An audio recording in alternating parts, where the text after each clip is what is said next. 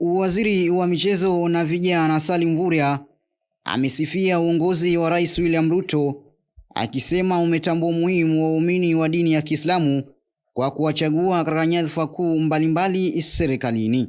Akiongea katika wadi ya Vanga, eneo bunge la Lungalunga, kaunti ya Kwale, katika hafla ya kila mwaka ya kusoma Quran huko Vanga, Mvurya amesema tangu Kenya kupata uhuru ni Rais William Ruto pekee aliweka sera ambazo zitachangia kupiga hatua kwa waumini hao na kuendeleza umoja.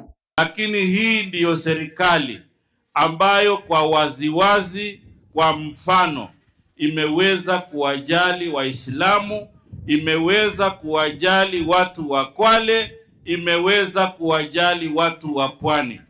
Kwa sababu hivi sasa hii Pwani na Kwale iko katikati ya maendeleo ya taifa la Kenya.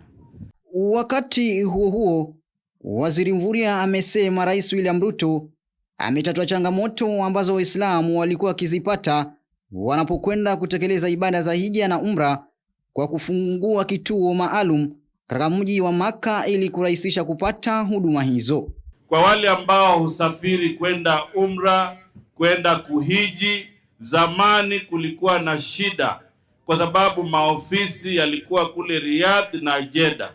Lakini hivi sasa Mheshimiwa Rais akafungua ofisi nyingine Mecca ili kuwasaidia Wakenya ambao wanasafiri kwa mambo ya kuhakikisha wameenda kule kwa maombi.